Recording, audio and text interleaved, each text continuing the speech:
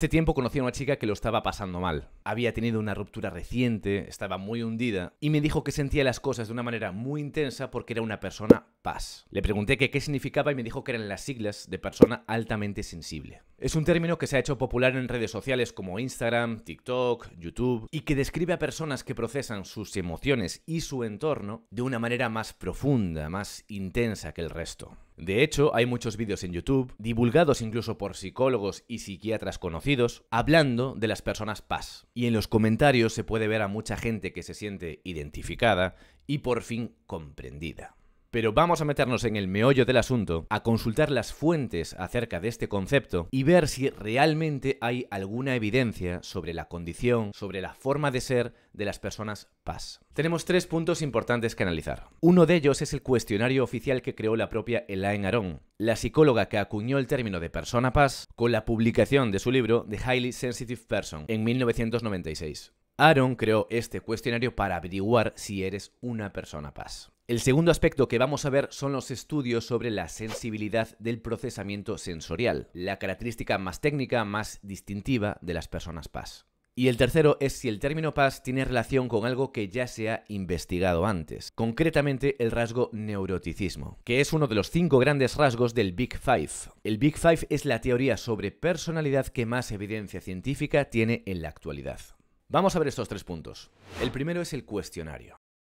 A modo de anécdota te diré, y esto ya depende de si me crees o no, que yo mismo hice el cuestionario. Resultado, soy una persona paz.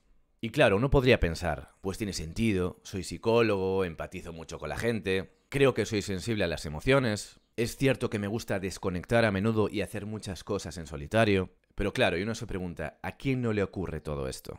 Así que vamos a echarle un vistazo al cuestionario. Lo primero que llama la atención son las preguntas. Muchas están enormemente sesgadas. Son preguntas tendenciosas a las que es difícil responder en un sentido negativo. Por ejemplo, ¿te afectan los estados de ánimo de otras personas? Es que claro, ¿quién no se ve afectado por los estados de ánimo de los demás? En lugar de eso, una pregunta quizás más neutra podría ser ¿en qué medida te afectan los estados de ánimo de otras personas? Sería algo menos tendencioso. Y esto ocurre con más preguntas del cuestionario. ¿Tienes una vida interior rica y compleja?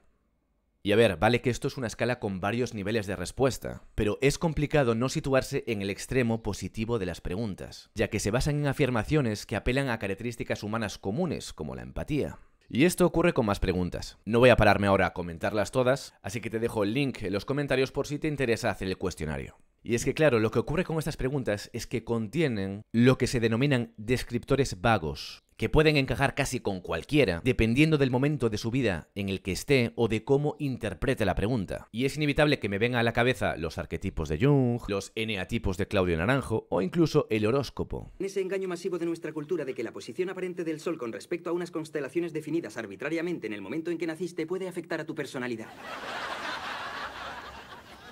Sistemas de clasificación de la personalidad que se han dado de bruces con la ciencia al no haber podido ser replicados nunca. Y es que están condicionados por el ya archiconocido efecto Forer, o falacia de la validación personal. Un sesgo cognitivo por el cual las personas tienden a aceptar descripciones vagas y generales sobre su personalidad como si fueran precisas y únicas para ellas. 2. Estudios sobre la sensibilidad del procesamiento sensorial.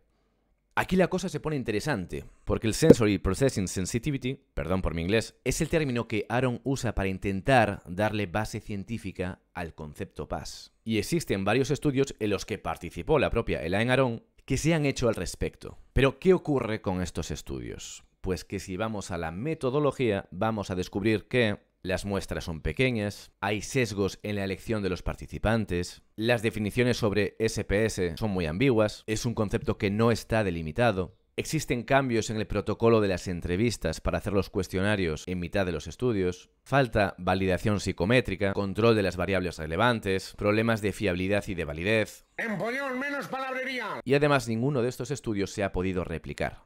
Y es cierto que la propia Elaine Aron ha reconocido que el término paz no es un diagnóstico. Ella dice que es un rasgo de la personalidad.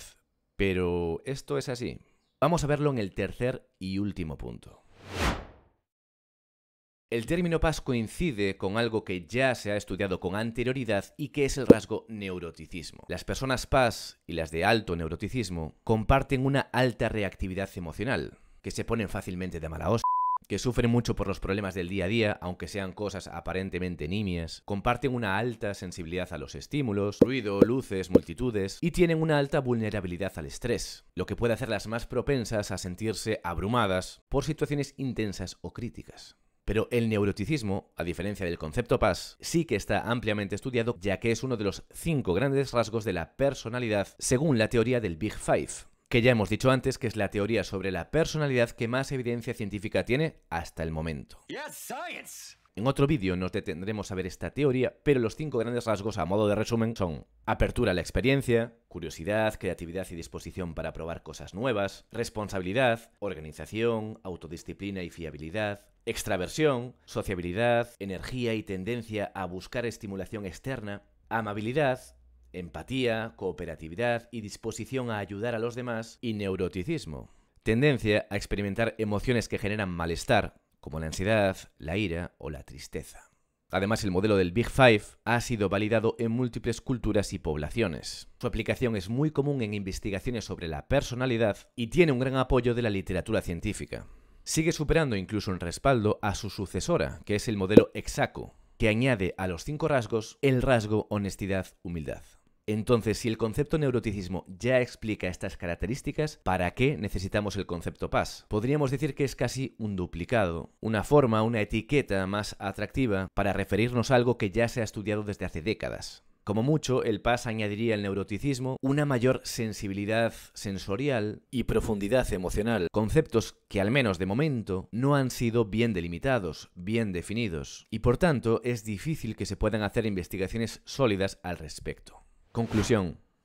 Entonces, ¿por qué podemos creer, por qué podemos identificarnos con el concepto PAS si no tiene respaldo de la comunidad científica? A veces nos resultan cómodas estas etiquetas, estos conceptos, porque nos dan una sensación de comprensión, un sentido de pertenencia a un colectivo de personas que sienten de forma parecida lo mismo. Porque estos términos muchas veces surgen como una forma sencilla de explicar lo que nos ocurre, lo que sentimos. Y lo cierto es que al final, por muy científicos que nos pongamos, todos tenemos creencias, supersticiones o sesgos que nos guían, incluso cuando no están respaldados científicamente. Y si identificarte con el concepto PAS te ayuda a entender mejor tu mundo y a ti mismo, ¿quién soy yo para decirte que no lo hagas? Como digo, todos usamos etiquetas para explicar aspectos de nuestra personalidad y de nuestras experiencias. De hecho, en mi vídeo anterior utilicé la etiqueta de dependencia emocional para hablar de situaciones comunes que vemos en las relaciones en el día a día. Y aunque no se trata de un diagnóstico formal, esta etiqueta facilita la comunicación y ayuda a identificar ciertos patrones. El problema surge cuando las etiquetas se confunden con diagnósticos clínicos. Y es ahí donde la ciencia y la rigurosidad son claves. La responsabilidad en la divulgación. Como decía antes, el concepto PAS es atractivo. Y lo entiendo perfectamente. Es algo que puede ayudar a muchas personas a sentirse más comprendidas, a darse cuenta de que lo que experimentan no es único, sino que le pasa a más personas. Pero como decía al principio del vídeo, también cumplen una función parecida los arquetipos de Jung, los eneatipos de Claudio Naranjo o incluso el horóscopo.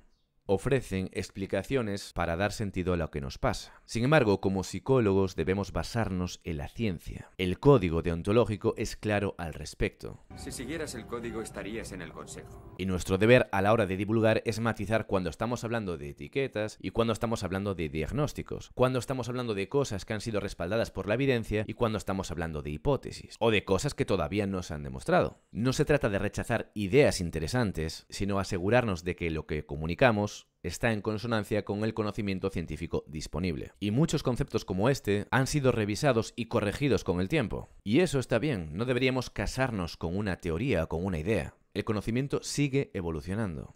Y quién sabe, es posible que en un futuro el concepto PAS, si se define y se afina mejor, tenga alguna relevancia para la investigación psicológica. Pero de momento no es así. Así que nada, llegamos al final del vídeo. Si te interesa el tema, si quieres ver los cuestionarios o hacerlos, o incluso consultar los estudios científicos de los que hablo, te los dejo en los comentarios. Y dime, ¿tú qué piensas? ¿Te has sentido identificado con el concepto PAS? Te leo en los comentarios. Y si este vídeo te ha servido para algo, ya sabes, dale like, suscríbete y si te apetece nos vemos en el siguiente vídeo. Hasta pronto.